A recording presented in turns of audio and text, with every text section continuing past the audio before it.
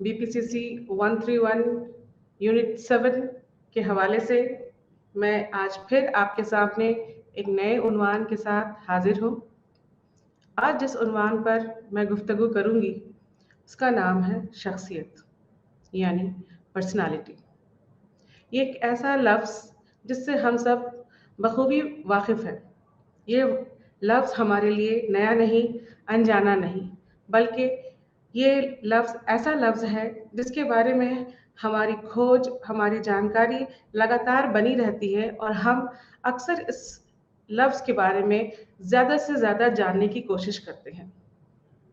नाज़रीन, हमारे आसपास, हमारे माशरे में हर वक्त, हर लम्हा या हम ये कहें कि हर मिनट हमारा सामना किसी न किसी इंसान से होता है और वो इंसान किसी न किसी शख्सियत का मालिक होता है। दूर से देखकर या सामने से देखकर किसी इंसान के बारे में हम जो अंदाज़ा लगाते हैं, यानी कि उसकी शख्सियत के बारे में जो हम अंदाज़ा लगाते हैं, वो कभी सही साबित होता है और कभी गलत साबित हो जाता है। कभी किसी इंसान को बहुत अच्छे से सजा धजा, अच्छे से कपड़े और अच्छी बातचीत करते हुए अगर हम पाते हैं, तो हम बेसाख्ता कहते हैं कि उसकी पर्सनालिटी बड़ी अच्छी थी, यानी उसकी शख्सियत बहुत अच्छी थी। या अगर इसके उल्टा हम ये देखते हैं कि कोई इंसान बहुत कमज़ोर सा दिख रहा है या उसने बहुत अच्छे से कपड़े नहीं पहने हुए हैं या आपसे वो ज़्यादा बातचीत नहीं कर पा रहा है, आपके साथ मेल जोल नहीं बढ़ा रहा है, तो हम ये अंदाज़ा लगा लेते हैं कि उसकी शख्सियत अच्छी नहीं है।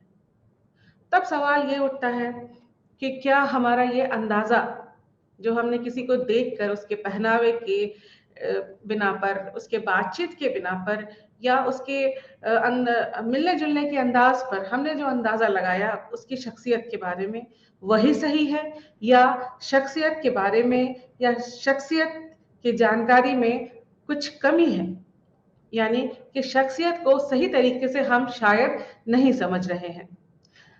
नाज़रीन, नफ्सियात में शख्सियत के बारे में बहुत अच्छे तरीके से और बहुत बढ़ा चढ़ा करके, बहुत ज़्यादा उसको खींच करके, यानी कि उसको तोड़ मरोड़ के आपके सामने रखा गया है।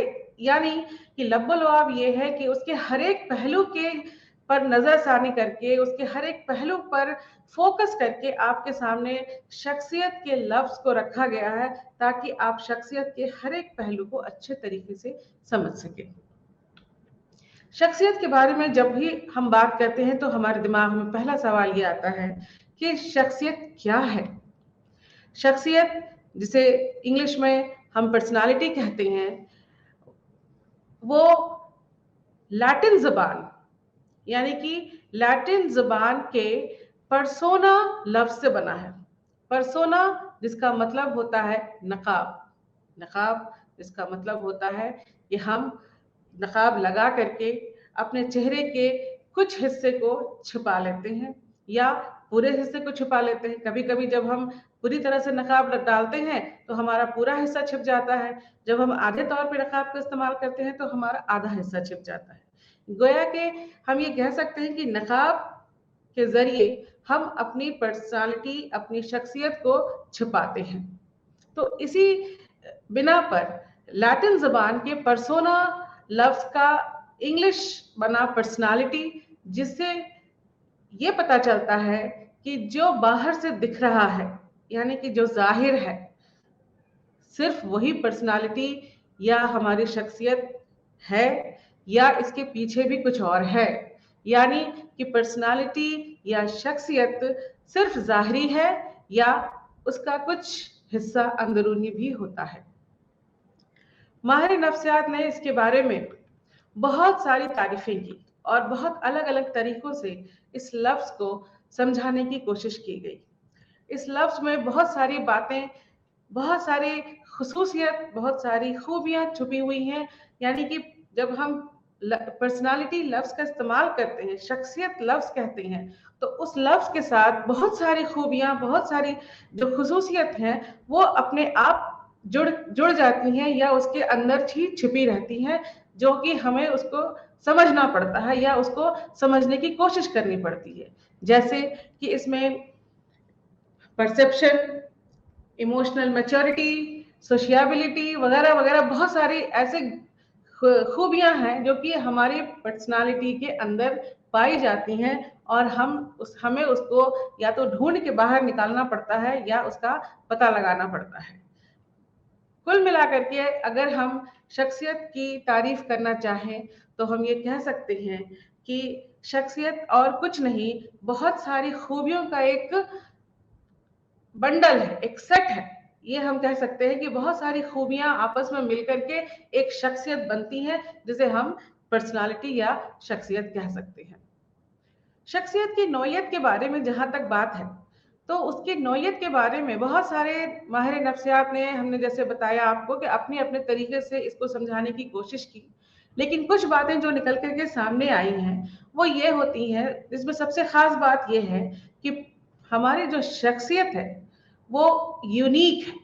एक ऐसा लफ्ज उसमें जुड़ा है, यूनिक, यानी कि अपने आप में अनोखा।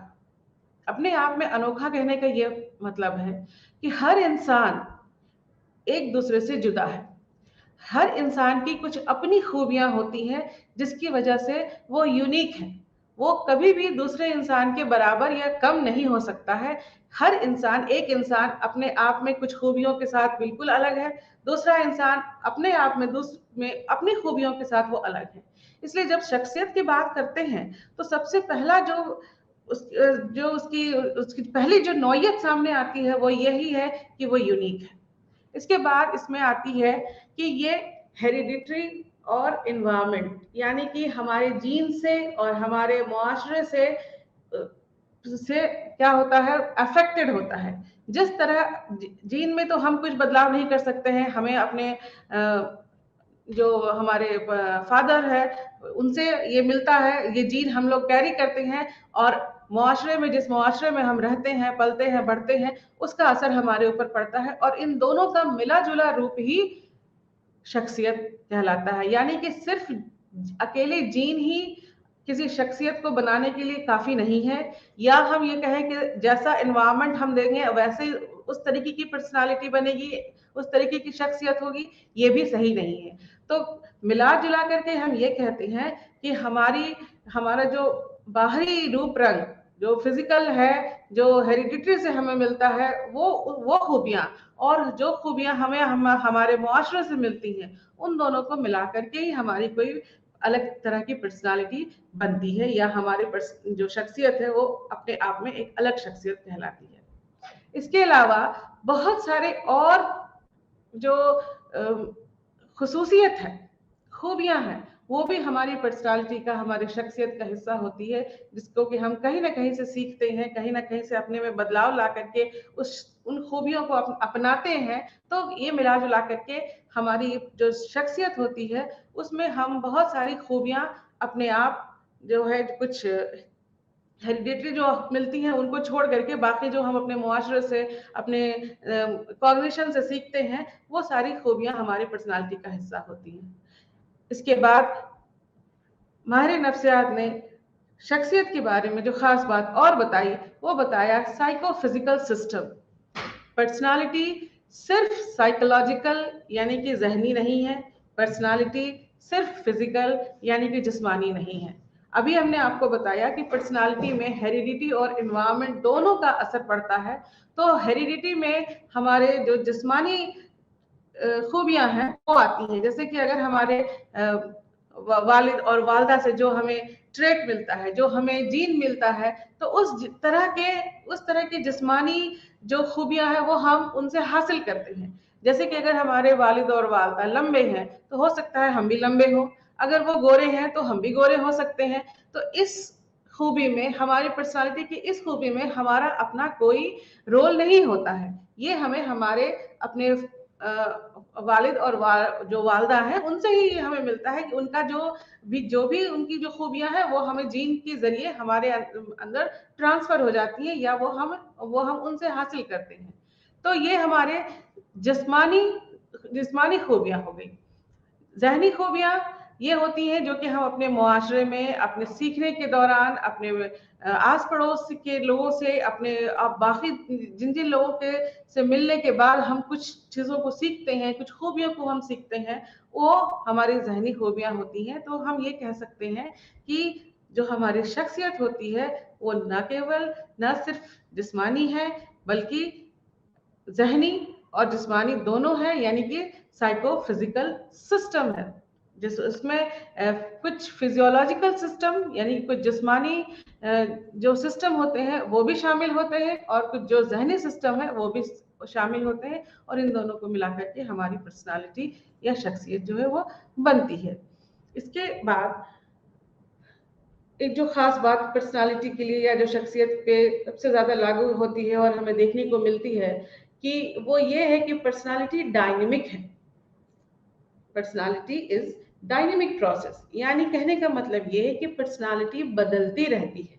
जरूरी नहीं है कि एक हालात में अगर हम बहुत ईमानदार हैं, एक हालात में अगर हम बहुत ज्यादा गुस्से वाले हैं, तो दूसरे हालात में हम वैसे ही पर्सनालिटी या वैसी ही शख्सियत दिखाएं। मिसाल के तौर पर अगर हम ये कहें कि हम बहुत ईमानदार हैं, तो ईमानदार हैं यहाँ पर हम ये कह सकते हैं कि हम ईमानदार हैं, तो क्या हम हर हालात में ईमानदार हैं? हम बहुत सच्चे हैं, तो क्या हम हर हालात में सच्चे हैं? हो सकता है कि कुछ हालात हमारे सामने ऐसे आते हैं जहाँ पर हमें झूठ बोलना पड़ता है। कुछ हालात हमारी जिंदगी में ऐसे आते हैं जहाँ पर हमें थोड़ी बहुत बेईमानी करनी पड़ती है। मिसाल के तौर पर अगर हम ये कहें कि आप अपने बच्चे को आप फिल्म देखना चाह रहे हैं और अपने बच्चे को फिल्म दिखाना नहीं चाहते हैं, तो ऐसे में हम उनसे वहां पर झूठ कहते हैं कि हम फिल्म नहीं जा रहे हैं। हम वहां पर कुछ और बहाना लगा देते हैं, कुछ और झूठ बोल देते हैं कि हम या तो डॉक्टर से मिलने जा रहे हैं या हम किसी खास रिश्तेदार से मिलने जा रहे हैं जहां पर आपकी जरूरत नहीं है, जहां पर आप परेशान हो जाइएगा, बोर हो जाएंगे, ये वगैरह वगैरह कह करके झूठ कह के हम वहां से अलग हो जाते हैं या वहां से निकल जाते हैं। तो यहाँ पर हमारी पर्सनालिटी जो है, यहाँ पर हम सच्चे हैं लेकिन यहाँ पर हमें झूठ का सहारा लेना पड़ा। तो ये जो झूठ हमने कहा, ये हम अपनी पर्सनालिटी के डायनामिज्म की वजह से लेते हैं। यानी कि हम जो झूठ कह रहे हैं वो इसलिए कह रहे हैं कि हमारी पर्सनालिटी में बदलाव मुमकिन है। एक जगह पर हम बहुत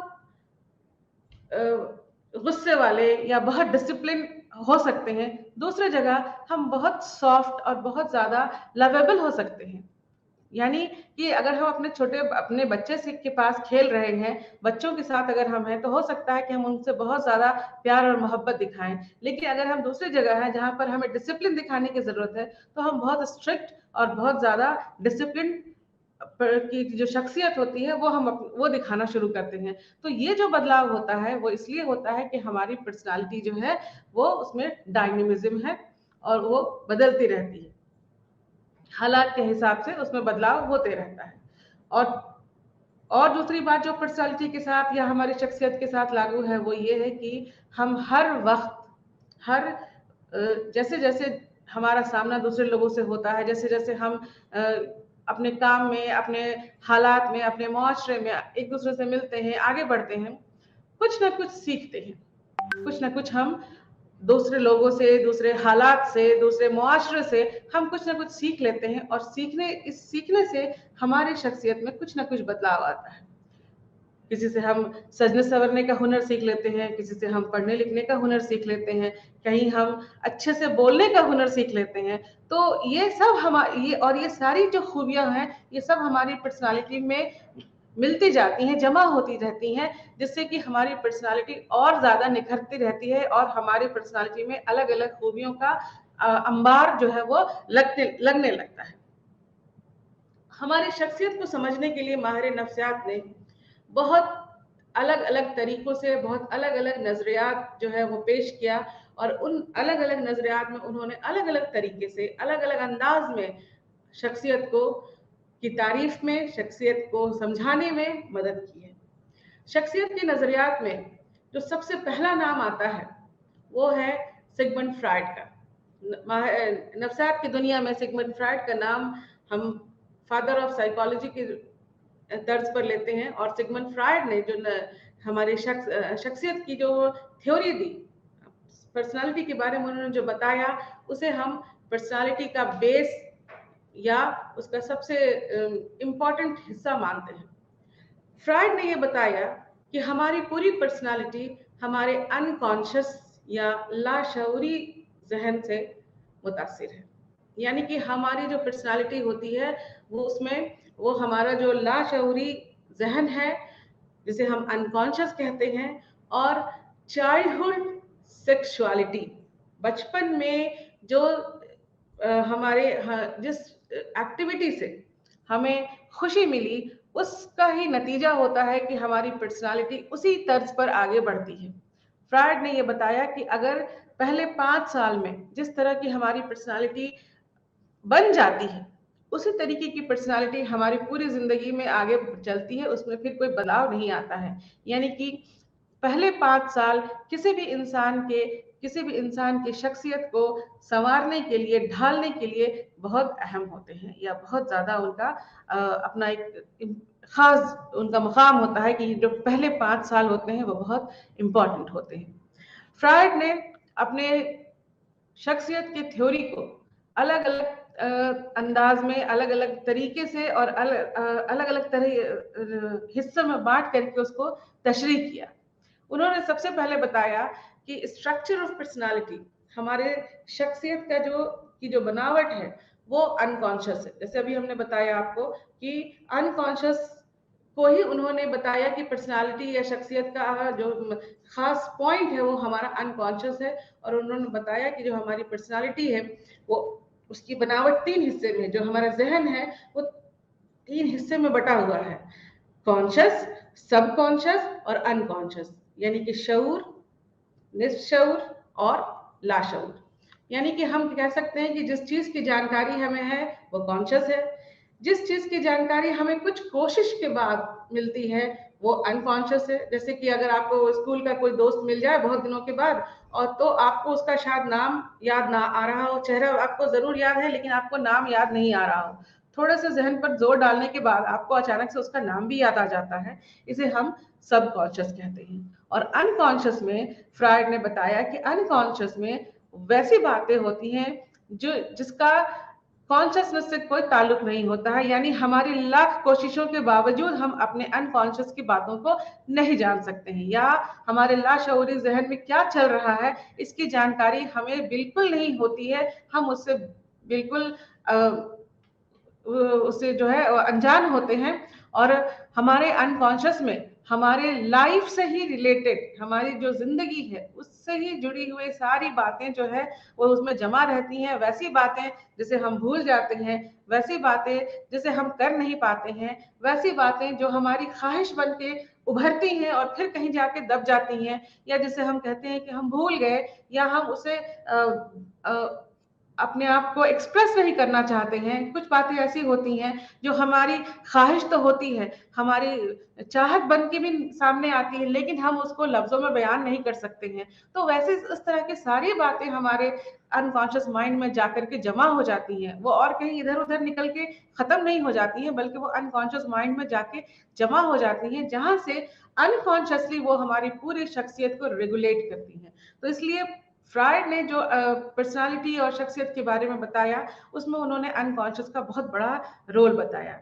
स्ट्रक्चर ऑफ पर्सनालिटी की कड़ी में ही फ्रायड ने बताया कि हमारा जो जहन है वो डायनेमिक है, उसमें भी 3 हिस्से हैं। उस 3 हिस्से को उन्होंने ईड, ईगो और सुपर ईगो का नाम दिया। उस 3 हिस्से में ईड का जो हिस्सा है वो खुशी के थ्योरी पर, खुशी के प्रिंसिपल पर काम करता है। यानी कि जो जैसे एक छोटा बच्चा होता है जो सिर्फ और सिर्फ खुशी जानता है, अपनी ख्वाहिश की को पूरा करना चाहता है, हमारा ईड जो है वो हमारे अंदर बिल्कुल, हमारे जो जहन का जो हमारा सबसे निचला हिस्सा होता है जिसको हम ईड कहते हैं, वो सिर्फ अपनी खुशी और अपनी ख्वाहिशों को पूरा करना चाहता है।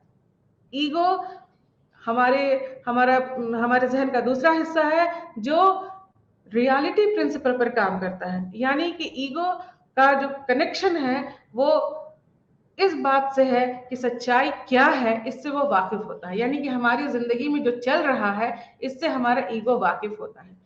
ईगो का काम है कि वो रियलिटी के प्रिंसिपल पर काम करते हुए हमारी पर्सनालिटी में रियलिटी से सच्चाई का सामना हमें हमेशा कराता है। और जो हमारा सुपर ईगो होता है वो मोरालिटी के प्रिंसिपल पर काम करता है, यानी क्या अच्छा है, क्या बुरा है, क्या होना चाहिए, क्या नहीं होना चाहिए, क्या सही है, क्या गलत है, इस पर उसका जोर रहता है। और वो हमें हमेशा इस बात का ध्यान कराता है कि ऐसा करना है या नहीं करना है। यानी कि ये तीनों मिलकर के हमारी पर्सनालिटी को, हमारी शख्सियत को रेगुलेट करते हैं। मिसाल के तौर पर आपको किसी चीज की जब ख्वाहिश होती है तो ईड एक्टिव होता है, यानी कि ईड की वजह से हमें किसी चीज की ख्वाहिश हुई। ईगो वहां पर हमारी रियलिटी से हमारा तारुफ कराता है कि वो चीज हमें मिल सकती है या नहीं मिल सकती है, यानी कि हमारी वो ख्वाहिश पूरी होगी या नहीं होगी, क्योंकि ईगो का कनेक्शन रियलिटी से होता है। और उसके ऊपर सुपर ईगो ये कहता है कि ये ऐसा करना चाहिए या नहीं करना चाहिए। जैसे कि मिसाल के तौर पर अगर हम कहें कि हमें एक कलम खरीदनी है, वो कलम बहुत पसंद है हमें, तो वो कलम खरीदने की हमारी लियाकत नहीं है। लियाकत नहीं है तो हमारी ख्वाहिश तो हो गई कि एक महंगी सी कलम हमको पसंद आ गई और हमें उसे खरीदना है, लेकिन उसको खरीदने की ताकत हमारी नहीं है, हमारे पास इतने पैसे नहीं है। ईगो ये कहता है कि हम उसे नहीं खरीद सकते हैं क्योंकि हमारे पास उतनी हैसियत नहीं है, हमारे पास उतने पैसे नहीं है। फिर ईगो एक दूसरा रास्ता भी अपनाता है कि अगर पैसे नहीं है, हमारी हैसियत नहीं है, लेकिन अगर वो कलम हमारे दोस्त के पास है तो हम उससे चुरा सकते हैं। अगर हमारे जहन में इस तरह की बात आती है तो हमारे सामने हमारा सुपर ईगो तुरंत खड़ा हो जाता है और ये कहता है कि चोरी करना तो बहुत गलत बात है, चोरी करना अच्छी बात नहीं है, और चोरी करके कोई किसी चीज को हासिल करना तो बहुत बुरी बात होती है। इस तरीके से हमारा जहन जो है इन तीन तरह के बातों से बातों में उलझता रहता है, और जीत उसी की होती है जो जो हावी होता है। यानी कि अगर ईर हावी हो गया आप पर तो हो सकता है कि हम चोरी तक कर लें, क्योंकि हमें वो चीज चाहिए। चाहिए चाहिए का मतलब ये है कि चाहिए तो बस चाहिए, चाहे उसका जरिया कुछ भी हो, वो हमें आसानी से मिले, हमें चोरी करके मिले या किसी और जरिए से मिले, लेकिन वो चीज हमें चाहिए। तो अगर सुपर ईगो कमजोर पड़ गया तो ईद की जीत हो जाती है।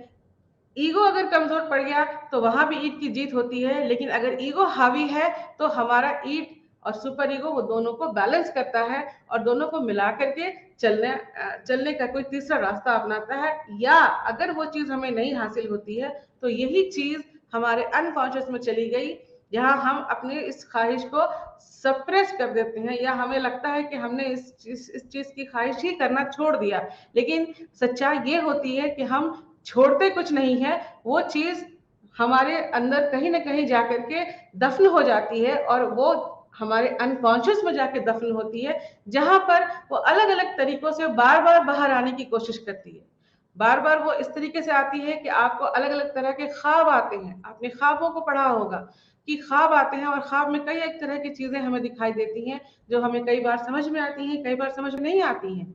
तो जो चीजें हमें समझ में नहीं आती हैं वो हमारे अनकॉन्शियस की वैसी ही ख्वाहिशें हैं, वैसे ही चाहते हैं, जो कहीं ना कहीं कभी ना कभी दफन हो गई होती हैं और हमारे ख्वाबों के जरिए वो बाहर निकलने की कोशिश करती हैं। हम कहीं जाते हैं और अपना कलम छोड़ आते हैं, हम कहीं जाते हैं हमारा रुमाल छूट जाता है। तो इस तरह की ये जो गलतियां होती हैं, जब हमें एहसास होता है तो हम ये कहते हैं कि गलती से हमने अपना पेन वहां छोड़ दिया, गलती से हमने अपना रुमाल हम वहां पर छोड़ दिया। हम कहना चाहते हैं कुछ, कह देते हैं कुछ, करना चाहते हैं कुछ और कर देते हैं कुछ। इन सब चीजों को हम एक गलती का नाम देते हैं, लेकिन फ्रायड ने कहा कि ये गलती नहीं होती है।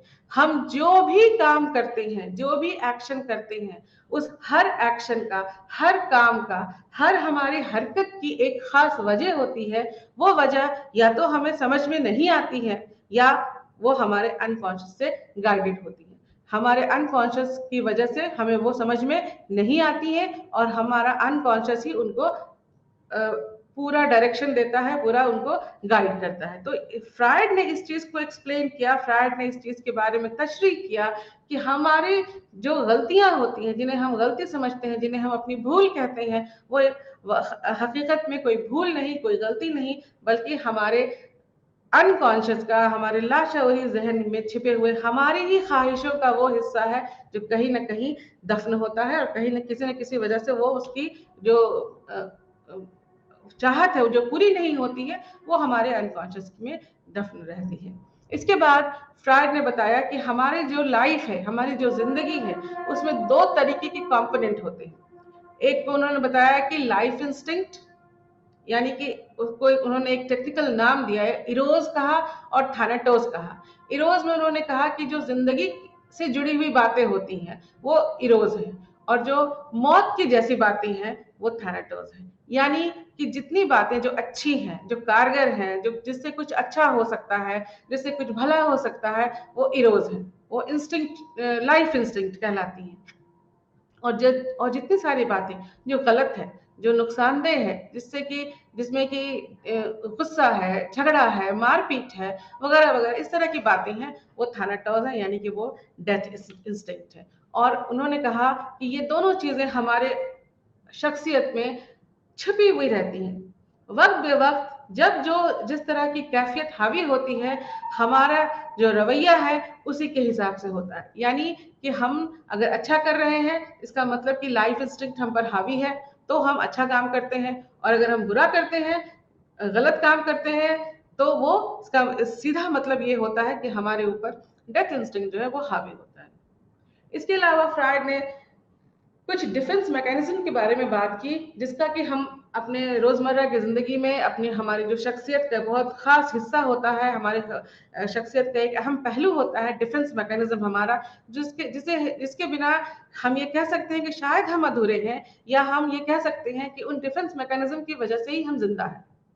वरना हो सकता था कि अपनी सच्चाइयों से वाकिफ होकर हम कहीं अपने सच्चाइयों को हम एक्सेप्ट नहीं कर सकते, और ये डिफेंस मैकेनिज्म है जो हमें खुश रखते हैं, ये हमें एडजस्टेबल बनाते हैं। तो ये डिफेंस मैकेनिज्म क्या है कि जितनी सारी हमारी कमियां हैं, हमारी गलतियां हैं, हमारी नाकामयाबियां हैं, उन सबको छिपाने का, उन सबको ढकने का काम करती हैं। मिसाल के तौर पर अगर आपको ट्रैफिक में कहीं देर हो जाती है, तो हम कभी भी सीधा ये नहीं कहते हैं कि हम घर से देर से चले थे या हमने सही तरीके से टाइम मैनेज नहीं किया। हम सीधे सीधे ये इल्जाम डालते हैं कि ट्रैफिक इतनी थी, सिस्टम हमारे शहर का इतना बुरा है, जिसकी वजह से हम देर देर से पहुंचे। अगर हमें अपने किसी बड़े से डांट पड़ती है और हम अपना गुस्सा उन पर नहीं दिखा पाते हैं, तो हम अपने से छोटों को, अपने जानवरों को, अपने उस तरह के सामान को जिसमें जान नहीं है, जैसे हमारी किताबें हैं, हमारे खिलौने हैं, उसको मार पीट के, उसको तोड़ फोड़ के अपना गुस्सा जो है वो शांत करते हैं। यानी कि हम अपने गुस्से को जब अपने से बड़े लोगों के ऊपर जाहिर नहीं करते हैं, तो हम अपने से छोटे के ऊपर या अपने उस तरह की चीजों पर इस्तेमाल करके उस गुस्से को बाहर निकालते हैं, जो कि हम उनके सामने नहीं निकाल सके। इसी तरीके से जब हम कोई गलत काम करते हैं, तो हमारे अंदर जो सुपर ईगो है वो तो हमें लानत मलामत करता है। यानी कि अगर हम चोरी कर रहे हैं, तो हमारा सुपर ईगो हमें हमेशा ये अंदर से आवाज देगा, हमारा जिसे हम जमीर कह सकते हैं, कि ये गलत है, ये गलत है, ऐसा नहीं करना चाहिए। उसको ढकने के लिए हम क्या करते हैं कि हम दूसरे लोगों को बहुत अच्छे से, बहुत आसान तरीके से ये समझाने लगते हैं कि नहीं नहीं, चोरी कभी नहीं करना चाहिए, चोरी करना तो बहुत गलत बात है, चोरी करने वाले लोग अच्छे नहीं होते हैं, वगैरह वगैरह। इस तरह की बातें कह करके हम अपने उस काम को ढक लेते हैं, उस काम को छिपा लेते हैं, उस पर पर्दा डाल देते हैं, जो कि हम लगातार कर रहे होते हैं। और अगर जब हम ऐसा कर लेते हैं, तो हमें एक तरह की तशफ़ी होती है, एक तरह का सुकून मिलता है कि नहीं, हमने जो किया बहुत अच्छा किया। अभी हम तुरंत लोगों को समझा करके आ रहे हैं कि चोरी करना जो है वो अच्छी बात नहीं है। तो इस तरीके से हमारी ज़िंदगी में बहुत सारे ऐसे डिफेंस मैकेनिज़्म हर एक वक़्त हमारे सामने आते हैं और हम जिन्हें अपनाते हैं। कभी भी जब हम एग्ज़ाम में फ़ेल होते हैं, आप स्टूडेंट हैं, आप लोग जब नंबर आप लोगों को मिलते होंगे, तो जब कभी भी आप लोगों ने ये नहीं कहा होगा कि हमने पढ़ाई नहीं की। हमेशा इल्ज़ाम हम अपने या तो उस्ताद को देते हैं, हम अपने सिलेबस की तरफ नज़र डालते हैं कि भाई सिलेबस इतना लंबा चौड़ा था, या कवर नहीं किया कराया गया था, या हमारे उस्ताद ने सही तरीके से नहीं पढ़ाया, हमारी जो तैयारी उन्होंने करवाई वो सही तरीके से नहीं करवाई, वगैरह वगैरह कह के ये सारा इल्ज़ाम हम दूसरों पर थोप देते हैं, दूसरों पर डाल देते हैं और अपने आप को बरी कर लेते हैं। यानी कि अगर हम अपने ऊपर ये इल्जाम लें तो हमारा ज़मीर उसे बर्दाश्त नहीं कर सकेगा, इसलिए हम ये इल्जाम दूसरे पर डाल के अपने आप को खुश कर लेते हैं, अपने आप को सुकून में ले आते हैं। और जिसे कि फ्रायड ने डिफेंस मैकेनिज्म का नाम दिया कि ये डिफेंस मैकेनिज्म हमारे पूरी शख्सियत को रेगुलेट करने में, उसे एडजस्ट करने में अपना बहुत खास रोल जो है वो अदा करते हैं। इसलिए डिफेंस मैकेनिज्म हमारी पर्सनालिटी का एक खास हिस्सा है। बहुत सारे डिफेंस मैकेनिज्म के बारे में फ्रायड ने बताया, जैसे हमने अभी आपको बताया प्रोजेक्शन है, डिस्प्लेसमेंट है, रिएक्शन फॉर्मेशन है, सप्रेशन है। यानी कि कोई ख्वाहिश हुई हमारी और हम उस ख्वाहिश, उस चीज को जब तक अगर नहीं पाते हैं तो वो उस चीज को हम अपने अंदर कहीं दफन कर लेते हैं। अच्छा चलो, जैसे आपने सुना होगा कि अंगूर खट्टे हैं वाली बात, कि नहीं चलो इतने भी काम की चीज नहीं है, या इसकी जरूरत हमें कुछ ज्यादा नहीं है वगैरह वगैरह कह के हम उस चीज को बर्दाश्त कर लेते हैं या उस चीज के बारे में भूल जाते हैं। इस तरीके से जब कभी हम किसी स्ट्रेसफुल हालात में आते हैं, जब हमें ज्यादा लगने लगता है कि अब इस माहौल से हमें निकलना चाहिए, तो हम क्या करते हैं कि हम उस माहौल की तरफ अपने आप चले जाते हैं जो जो हमें सुकून देता है। जैसे कि सबसे ज्यादा सुकून और खुशी देने वाला जो वक्त या उम्र होती है वो बचपन होती है। तो हम रिग्रेशन में चले जाते हैं, अपने पीछे की लाइफ में चले जाते हैं, जहां पर उस लाइफ में जहां पे हमें खुशी मिली हो, और हमारा जो रवैया होता है वो उसी ढंग का रवैया होता है। जैसे कि हम बॉल से खेलते हैं, छोटे छोटे खिलौनों से खेलने लगते हैं, पेंसिल से लिखते हैं, या दो चोटियां बनाते हैं। अगर हम लड़की हैं तो हम क्या अपने बालों को बच्चे की तरह से वो संवार लेते हैं, वगैरह वगैरह। इस तरह की हरकत करके हम रिग्रेशन की तरफ जाकर के अपने आप को सुकून देते हैं। इस तरह से डिफेंस मैकेनिज्म का एक अपना खास रोल है। इसके बाद फ्रायड ने पर्सनालिटी जो हमारी जो शख्सियत है वो कैसे डेवलप होती है इसके बारे में बताया, कि जो हमारे चाइल्डहुड सेक्सुअल एक्टिविटीज है उस पर वो उसके बिना पर वो आगे बढ़ती हैं। और इसके लिए उन्होंने 5 स्टेजेस बताए। सबसे पहले बताया कि ओरल स्टेज, जहां पर सेटिस्फेक्शन का हिस्सा हमारा मुंह होता है। एनल स्टेज, जहां पर हम सीक्रेशन के जरिए, यानी कि जब हम जो पेशाब या बैतुल-खुला इस इन इनके जरिए जो उनको बच्चों को जो एक फ्रायड ने बताया कि इनके जरिए उन्हें खुशी मिलती है, उनको कंट्रोल करके, उनको एलिमिनेट करके उनको अच्छा लगता है। इससे उनको जो खुशी मिलती है, इससे उनकी उस वक्त की उम्र में का जो डेवलपमेंट है वो बहुत अच्छे से डेवलपमेंट होता है। अगर यहाँ पर किसी तरह का रेस्ट्रिक्शन या कोई रोक टोक या कोई डांट डपट लगाई जाती है तो वो वहां पर रुक जाता है। उसकी पर्सनालिटी वहां पर जो उसकी जो शख्सियत में जो उसका जो डेवलपमेंट होना था वो रुक जाता है, और वो आगे जाके कहीं ना कहीं किसी न किसी फिर वही बीमारी के तौर पे, यानी कि साइकोलॉजिकल डिसऑर्डर के रूप में वो सामने दिखाई पड़ता है। इसके बाद उन्होंने बताया कि फैलिक स्टेज होता है, जब बच्चे अपने दूसरे हम उम्र बच्चों के साथ खेलते हैं। फिर लैटेंसी स्टेज आता है, जहां पर बच्चे जो है उनके अंदर स्कूल जाने लगते हैं और उनका जो एरिया होता है वो अलग अलग होता है, यानी कि मेल फीमेल को वो लोग समझने लगते हैं। और उसके बाद फिर जेनिटल स्टेज, यानी कि जब उनका पूरा फिजिकल डेवलपमेंट जो है जब हो जाता है तो ये जेनिटल स्टेज कहलाता है। और इस तरह से 5 स्टेज में फ्रायड ने अपने पूरे डेवलपमेंट को बांटा और बताया कि पहले 5 साल के अंदर ही अगर इन पांचों स्टेज का जो डेवलपमेंट है वो हो जाता है जब, तो हमारी पूरी पर्सनालिटी एक अच्छी पर्सनालिटी बन के सामने आती है और हम एक अच्छे इंसान बन सकते हैं। फ्रायड ने अपने साइकोलॉजिकल डिसऑर्डर को सही को ठीक करने के लिए जिस थेरेपी को डेवलप किया था उसे साइको एनालिसिस कहते हैं, जिसमें उन्होंने बातचीत के जरिए ही लोगों के अनकॉन्शियस में छिपी हुई बातों को बाहर निकालने की कोशिश की। और उनका ये मानना था कि अगर अनकॉन्शियस की बातें बाहर आ जाए तो काफी हद तक जो प्रॉब्लम्स है, जो मुश्किल है लोगों की, वो अपने आप दूर हो सकती है। इसके बाद फ्रायड के ही शागिर्द थे एडलर और यूंग। तो उन लोगों ने भी फ्रायड की बहुत सारी बातों को माना और बहुत सारी बातों से वो उनसे अलग हुए। तो जिनकी वजह से उनकी अपनी एक अलग थ्योरी जो है वो सामने आई। तो एडलर की जो थ्योरी सामने आई थी वो उसका नाम है इंडिविजुअल साइकोलॉजी। और इसमें उन्होंने खास बात ये बताई कि हर इंसान अपने आप में अनोखा है, उसका अपना लाइफ स्टाइल होता है, एक तरीके से वो अपना लाइफ स्टाइल डेवलप करता है। और जो एक दो खास बात जो उन्होंने फ्रायड से अलग हट के बताई, वो ये बताया कि हर इंसान के अंदर एक ऐसी कैपेसिटी होती है, एक ऐसी ताकत होती है कि अगर उसके अंदर कोई कमी है तो वो किसी दूसरी चीज से अपनी उस कमी को पूरा कर लेता है। यानी कि अगर आपकी एक आंख खराब है तो आप दूसरे कोई आप एक अच्छे पेंटर हो सकते हैं, आप एक अच्छे गुलकार हो सकते हैं, जिससे आपका उस फील्ड में, उस एरिया में ज्यादा नाम हो सकता है, आप ज्यादा अच्छा कर सकते हैं। तो वहां पर आपकी वो जो कमी थी कि आपकी एक आंख खराब है, आपको कम दिखाई पड़ता है, वो आपकी दूसरी अच्छाई से छिप जाती है। ये एडलर ने अपने थ्योरी में कुछ खास बात बताई। इसके अलावा एडलर की थ्योरी की जो खास बात थी वो बर्थ ऑर्डर। उन्होंने बताया कि हमारे घर में जब बच्चे होते हैं या हमारे ऊपर जो भाई बहन होते हैं, तो हमारे पैदा होने का जो नंबर होता है, यानी कि जो हम सबसे पहले अगर हुए, सबसे बड़े बच्चे हैं, सबसे छोटे बच्चे हैं, ये बीच वाले हैं या इकलौते बच्चे हैं, तो इन सब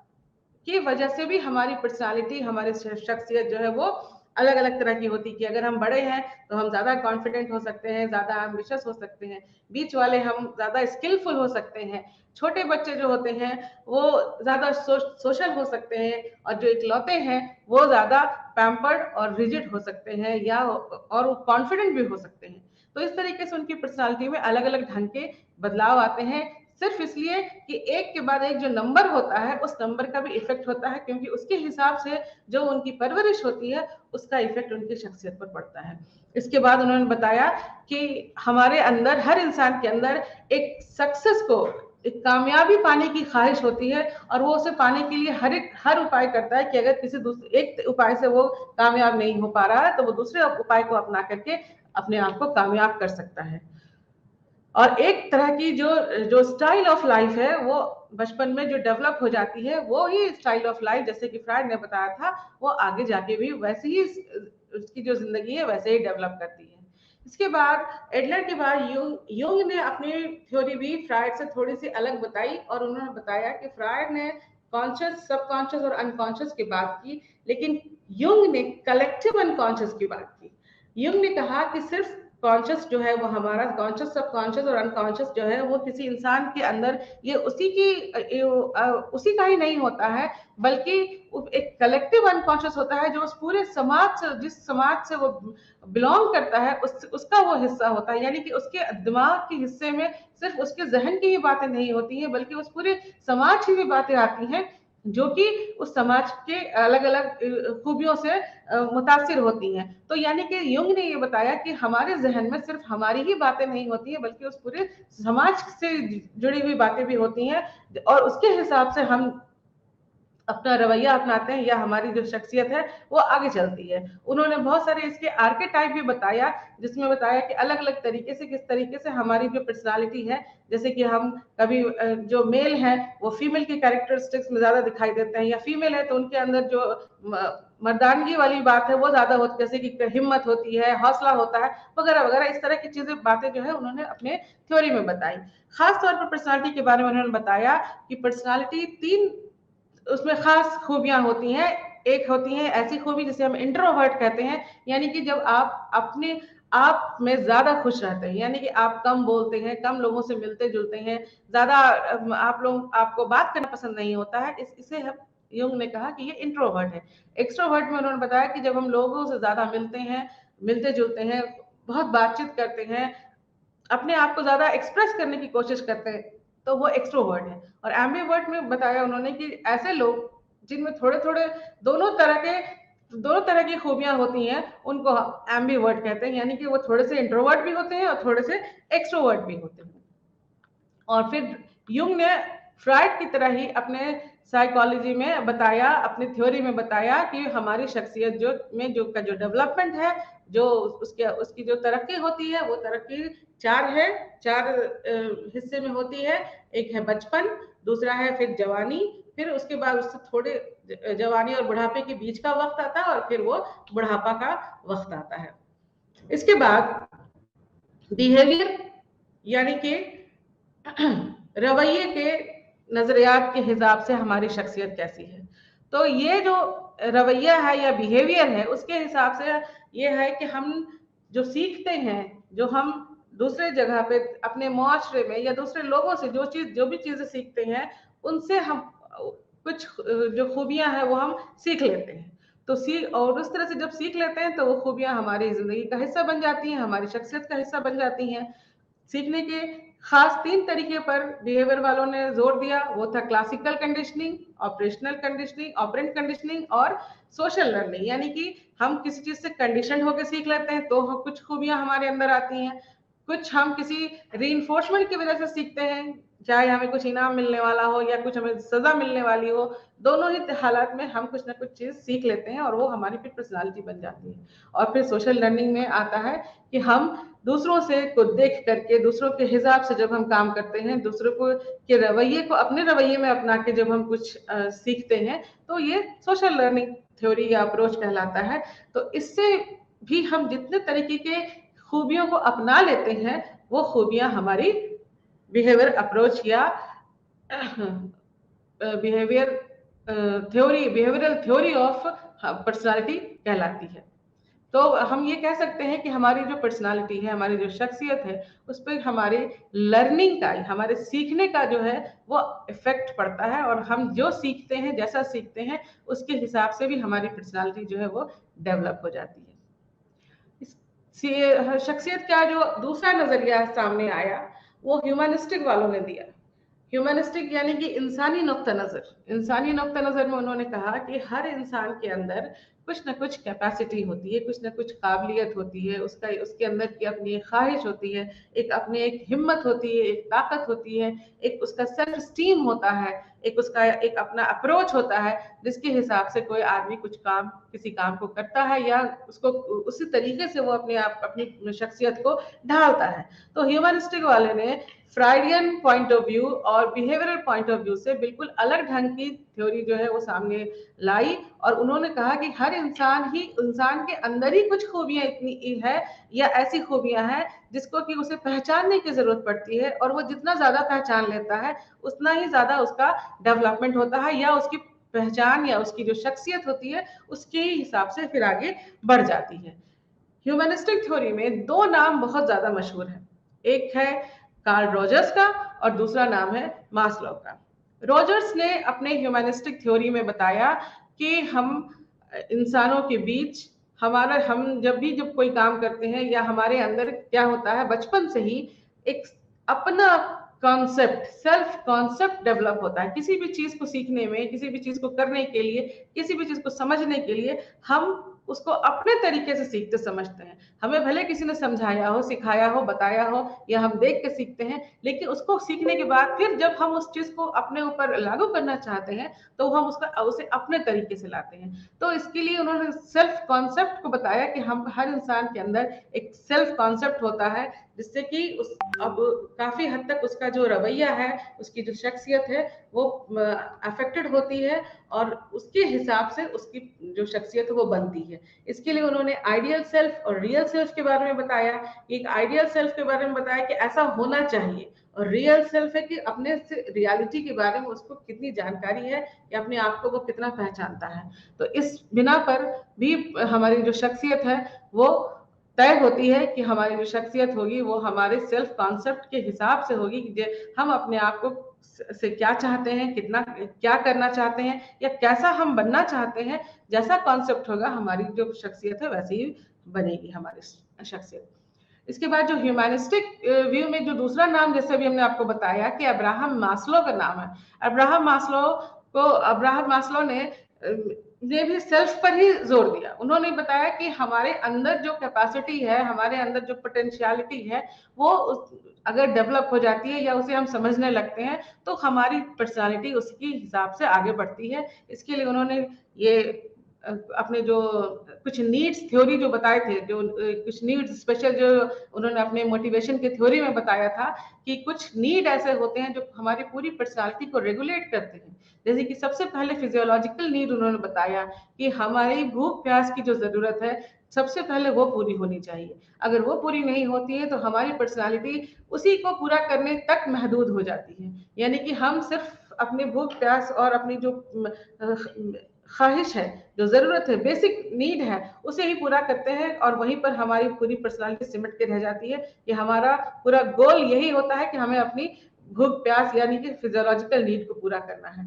इसके बाद अगर ये ख्वाहिश पूरी हो जाती है तो हम इसके ऊपर उठते हैं और हम सेफ्टी नीड तक पहुंचते हैं। यानी कि फिर हमें जरूरत पड़ती है कि अब जब भूख प्यास हो गई तो उसके बाद हम लोग हमारे या हमें इतनी हिफाजत मिले, इतनी सिक्योरिटी मिले हमें कि हम हमारी जो लाइफ है, हमारी जो जिंदगी है वो सही सलामत रहे, यानी कि ये बच के रहे।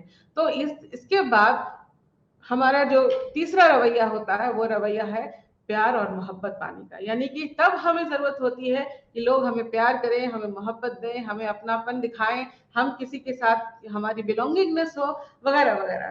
तो और इसी के हिसाब से फिर हमारी जो शख्सियत है वो आगे बढ़ती है। इसके बाद आता है स्टीम, यानी कि जब आपके पास आपके बेसिक नीड पूरी हो गए, आपको हिफाजत मिल गई, आपको प्यार और मोहब्बत भी, जब सब चीजें आपके झोली में आ जाती हैं, तब चौथी चीज की जरूरत होती है कि अब आपको इज्जत चाहिए।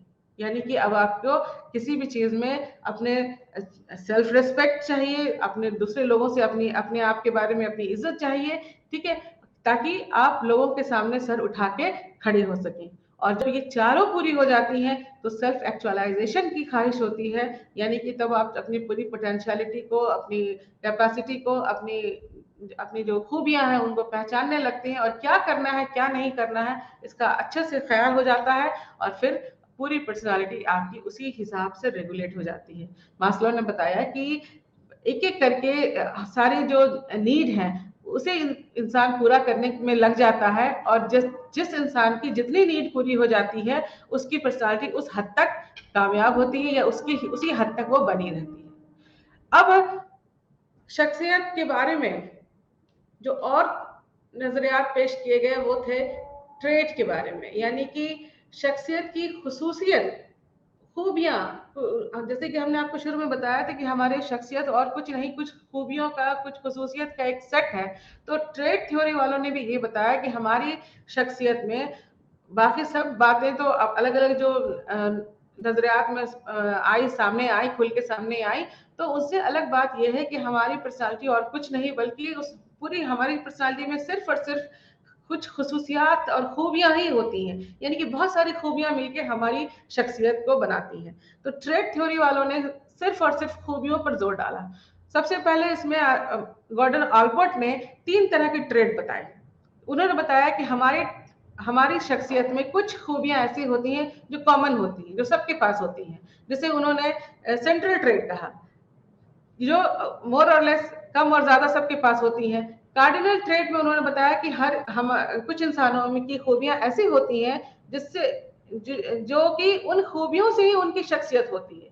मिसाल के तौर पर अगर हम आपके सामने मदर टेरेसा का नाम लें तो आपके सामने सबसे पहले उनके नाम के साथ तुरंत उनकी एक खूबी खिदमत वो सामने आती है, कि उनके अंदर जो खिदमत का जो खूबी थी वो उनको खास बनाती है। तो जैसे ही हम मदर टेरेसा का नाम लेते हैं आपके सामने उनके इस खास तरह की खूबी का जो जिक्र है वो होने लगता है, या वो चीज आपको याद आती है, इसे कार्डिनल ट्रेट कहा जाता है। और सेकेंडरी ट्रेट उन्होंने बताया कि सेकेंडरी ट्रेट ये चीज होती है कि जो जो हम कभी कभी हमारे शख्सियत में उभर के सामने आती है, कि जैसे कभी कभी हम बहुत खास तरीके से सजते संवरते हैं, कभी कभी हम बहुत खास तरीके से खाने पीने का अंदाज अपने घर में दिखाते हैं, तो वो कभी कभी करते हैं। जो रोजमर्रा की जिंदगी में करते हैं वैसे नहीं, जो कभी कभी हम अपने घर को एक रेस्टोरेंट की जैसा बना देते हैं, और उस रेस्टोरेंट की जैसा बना करके हम कोई किसी खास दिन में उस तरीके के रवैया को अपनाते हैं। तो इस तरीके का जो ट्रेट हम कभी कभी दिखाते हैं, इसे आल्पोर्ट ने सेकेंडरी ट्रेट कहा। आल्पोर्ट के बाद ट्रेट थ्योरी में ही कैटल की थ्योरी आती है, जहां पे कैटल ने अपने पूरे पूरे थ्योरी में बहुत सारे खूबियों के बारे में बताया, लेकिन उन्होंने अपनी पूरी सभी तरह की खूबियों को 2 हिस्से में बांट दिया। एक को उन्होंने सोर्स ट्रेट बताया और दूसरे को उन्होंने सरफेस ट्रेट बताया। सोर्स ट्रेट को उन्होंने बताया कि जो हम फिजियोलॉजिकली हम इनहेरिट करते हैं उस तरीके की जो ट्रेट है, जो खूबियां हैं, वो हम उसको ट्रेट सोर्स ट्रेट कहते हैं। और जो सरफेस ट्रेट है वो वैसे ट्रेट है जो कि हम जिससे हासिल करते हैं, और सोर्स ट्रेट जहां से हम जिस माहौल में, जिस माशरे में पलते पड़ते हैं, वहां से जो हासिल करते हैं उसे ही हम सोर्स ट्रेट कहते हैं। इसके बाद आइजक ने 3 तरीके की ट्रेट बताए। उन्होंने बताया कि आइजन की थ्योरी में एक खास बात ये थी कि उन्होंने कहा कि हमारे शख्सियत के एक हिस्से पे अगर एक खूबी होती है तो दूसरे हिस्से पर उसके उलट या उसके जो अपोजिट ट्रेट होता है वो होता है। इसके लिए उन्होंने बताया कि एक्स्ट्रावर्जन, न्यूरोटिज्म और साइकोटिज्म, यानी कि उन्होंने बताया कि हमारे पर्सनालिटी में ये 3 तरह की ट्रेट खास तौर पर होते हैं, और अगर एक तरफ एक्स्ट्रावर्जन है तो दूसरी तरफ सोशियबिलिटी होगी, अगर एक तरफ न्यूरोटिज्म है तो दूसरी तरफ स्टेबिलिटी होगी, और एक तरफ साइकोटिज्म है तो दूसरी तरफ उसकी सोशियबिलिटी होगी। यानी कि एक्स्ट्रावर्जन होगा तो उसके तरफ इंट्रोवर्जन होगा, न्यूरोटिज्म होगा तो उसके दूसरे किनारे पर स्टेबिलिटी होगी, और साइकोटिज्म होगा तो उसके दूसरे छोर पर सोशियबिलिटी होगी। यानी कि एक हिस्से पे अगर ज्यादा है कोई ट्रेड है तो उसके दूसरे हिस्से पर यानी कि दूसरा पहलू उसका ये है कि हम उसके उलट या उसके अपोजिट जो ट्रेड है वो दिखाते हैं। तो जैसे एक्स्ट्रावर्जन दिखाते हैं या एक्स्ट्रोवर्ट है हाँ, तो उसके दूसरे हिस्से पे ये होगा कि हम इंट्रोवर्ट दिखाते हैं। न्यूरोटिज्म दिखाते हैं कि अगर उठा पटक है, हलचल है, तो दूसरी तरफ स्टेबिलिटी है। साइकोटिज्म में भी यही चीज है कि अगर एक तरफ में बहुत ज्यादा हंगामा है, हलचल है, तो दूसरी तरफ हमारे उसकी सोशियबिलिटी है, यानी कि हम ज्यादा मोर सोशल है। इसके बाद एक ट्रेड थ्योरी में ही जो खास अभी बहुत ज्यादा जिसकी चर्चा है, जिसके बारे में जिसका जिक्र बहुत ज्यादा है, वो है बिग 5 पर्सनालिटी। बिग 5 पर्सनालिटी में वालों ने बताया कि हमारी पर्सनालिटी में 5 ऐसे खास तरीके की खूबियां होती हैं जिससे कि हमारी पूरी पर्सनालिटी रेगुलेट होती है, या हमारी पूरी पर्सनालिटी में वो खूबियां वो झलकती हैं, जिसमें कि एक ओपननेस है, एक्स्ट्रावर्टेड है, कंसाइसनेस है, स्टेबिलिटी है और एग्रीबलनेस है। यानी कि ये 5 तरीके के जो खूबियां हैं वो हमारे पर्सनालिटी का हिस्सा होती हैं, और हमारी पर्सनालिटी में वही खूबियां जो है वो पाई जाती हैं। ये सारी जो खूबियां थी वो हमारे माहिर नफ्सियात ने हम अलग अलग तरह की शख्सियत की तारीफ में या शख्सियत को समझाने के लिए बताई। इसके अलावा इंडियन कॉन्सेप्ट ऑफ पर्सनालिटी जो है, यानी कि हिंदुस्तानी नजरिया क्या है, तो हिंदुस्तानी नजरिए में भागवत गीता में 3 तरीके की पर्सनालिटी के बारे में बताया गया है, सतोगुण, तमोगुण और रजोगुण। यानी कि सात्विक, तामसिक और राजसिक गुण जो है वो उसमें उसकी जो कैरेक्टरिस्टिक्स हैं, यानी कि उसकी जो खूबियां हैं वो हर इंसान में अलग अलग होती हैं। यानी कि उसके हिसाब से कुछ इंसान जो है वो बहुत ज्यादा समाजी होता है, उसके हिसाब से कुछ इंसान बहुत ज्यादा हौसले वाला होता है, मोटिवेटेड होता है, काम करने वाला होता है, वगैरह वगैरह। अब जब हम बात करते हैं अलग अलग तरह के शख्सियत के बारे में, उनके अलग अलग तरीके के डेवलपमेंट के बारे में और उनके उससे जुड़ी हुई डिसऑर्डर्स के बारे में, तो फिर ये बात सामने आती है कि हम फिर पर्सनालिटी का मेजरमेंट कैसे कर सकते हैं। यानी कि हम उसकी जो हमारी जो शख्सियत है उसकी हम तशरीह कैसे कर सकते हैं, उसको उसका जो पैमाइश है वो हम कैसे कर सकते हैं। तो इसके लिए माहिर नफ्सियात ने 2 तरीके बताए। एक तरीके को उन्होंने बताया पेपर एंड पेंसिल टेस्ट, यानी कि ऐसा टेस्ट जिसे कि हम डायरेक्टली कर सकते हैं। यानी कि आपको पेपर और पेंसिल दिया जाता है, तो पेपर और पेंसिल सिर्फ वो सादा कागज नहीं पकड़ाया जाता है, उस पेपर में कुछ सवाल होते हैं जो कि आपकी जिंदगी से जुड़े हुए होते हैं। उन सवालों को पढ़ के आपको उस पेपर पर वो निशान लगाने पड़ते हैं कि उस सवाल से आप राजी हैं या राजी नहीं है, या आपको कुछ समझ में नहीं आया। ज्यादातर ये होता है कि 3 तरीके के ही ऑप्शन होते हैं उसमें, कि राजी है, राजी नहीं है या समझ में नहीं आया।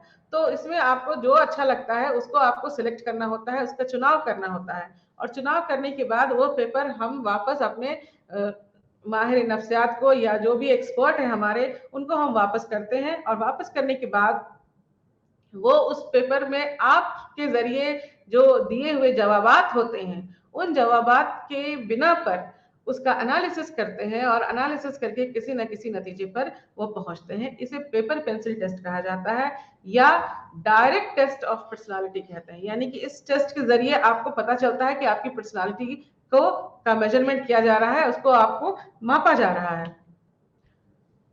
पेपर और पेंसिल टेस्ट के बाद पर्सनालिटी को मापने के लिए या पर्सनालिटी के मेजरमेंट करने के लिए एक बहुत अलग ढंग का टेस्ट अपनाया जाता है, जिसे इनडायरेक्ट टेस्ट कहा जाता है, और या उसे फिर प्रोजेक्टिव टेस्ट कहा जाता है।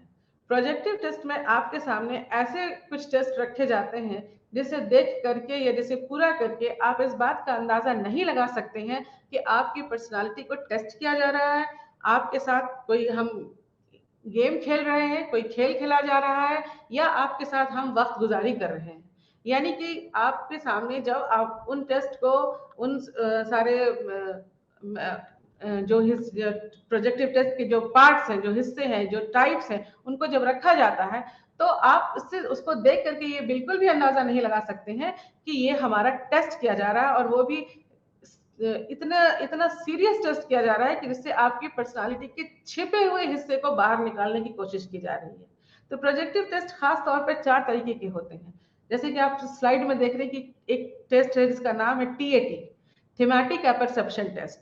इस टेस्ट में क्या होता है कि कुछ कार्ड्स में कुछ तस्वीरें बनी होती हैं, उन तस्वीरों के बिना पर आपको एक कहानी लिखनी होती है।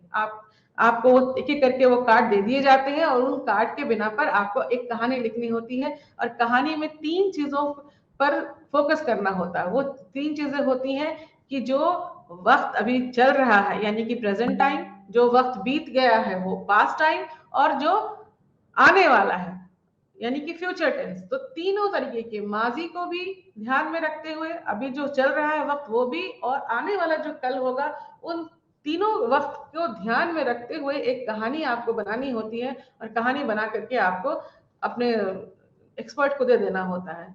तो उन कहानियों के बिना पर, उन कहानियों को एनालिसिस करके, उन कहानियों को अच्छे से पढ़ के और समझने के, उसका एनालिसिस करने के बाद जो आपके एक्सपर्ट होते हैं वो आपकी पर्सनालिटी के अंदरूनी हिस्से को, छुपे हुए हिस्से को बाहर निकाल पाते हैं कि आपके अंदर क्या चल रहा होता है, या आपकी पर्सनालिटी किस तरीके की है, या आपकी पर्सनालिटी किन किन चीजों से गाइडेड होती है, वो उस चीज को आसानी से समझ लेते हैं। इसके अलावा एक और टेस्ट है, बहुत जाना पहचाना और सुना हुआ होगा, रोशाप टेस्ट, या जिसे इंक ब्लॉट टेस्ट भी कहते हैं। एक कार्ड पर कुछ धब्बे बने होते हैं, नीले और लाल रंग के कुछ धब्बे बने होते हैं। उन कार्ड्स को भी आपके सामने दिया जाता है और ये कहा जाता है कि इस कार्ड में जो चीज आपको दिखाई पड़ रही है उसका नाम बताया जाए। तो उन चीजों को देखने के बाद आप जिन जिन नामों का जिक्र करते हैं, उन नामों के बिना पर, उन नामों के एनालिसिस करके आपके सामने आपकी पर्सनालिटी के छिपे हुए पहलुओं को बाहर निकाला जाता है, और ये फिर बड़ी आसानी से ये पता लगाया जा सकता है कि आपकी पर्सनालिटी किस तरह की पर्सनालिटी है। इसके अलावा वर्ड एसोसिएशन टेस्ट, इसके अलावा सेंटेंस कंप्लीशन टेस्ट भी प्रोजेक्टिव टेस्ट का एक हिस्सा है, जहां पर आपके सामने आधे अधूरे सेंटेंस दे दिए जाते हैं जिसको पूरा करना होता है, और आपको अपनी अपनी मर्जी से, अपने हिसाब से उस सेंटेंस को पूरा करना होता है। जैसे आप लोगों ने बहुत सुना होगा कि अगर हम इंडिया के प्राइम मिनिस्टर होते तो, इस तो के बाद आपको आगे भरना है। तो हर इंसान अपने अपने हिसाब से, अपने अपनी ख्वाहिशों, अपनी अपनी शख्सियत के हिसाब से इस सेंटेंस को पूरा करेगा, और उसके एनालिसिस के बिना पर यह अंदाजा लगाया जा सकेगा कि हमारी पर्सनालिटी किस तरह की है। या वर्ड एसोसिएशन टेस्ट, एक वर्ड हम आपके सामने रखते हैं और फिर उसके बाद हम कहते हैं कि इसी से जुड़ा हुआ कोई दूसरा वर्ड आप कहें, तो आप जो वर्ड कहेंगे वो वर्ड, उसका एनालिसिस ये बताएगा कि आपकी पर्सनालिटी किस तरफ है। आपकी पर्सनालिटी नॉर्मल है, एडजस्टिव है, या इसमें कुछ ना कुछ डिसऑर्डर है, कोई ना कोई प्रॉब्लम है। जिस तरह की भी आपकी शख्सियत होगी, इन टेस्ट के बिना पर बड़ी आसानी से निकाला जा सकता है। और कहा जाता है कि ये प्रोजेक्टिव टेस्ट या ये जो इनडायरेक्ट टेस्ट होते हैं वो डायरेक्ट टेस्ट से ज्यादा कामयाब होते हैं।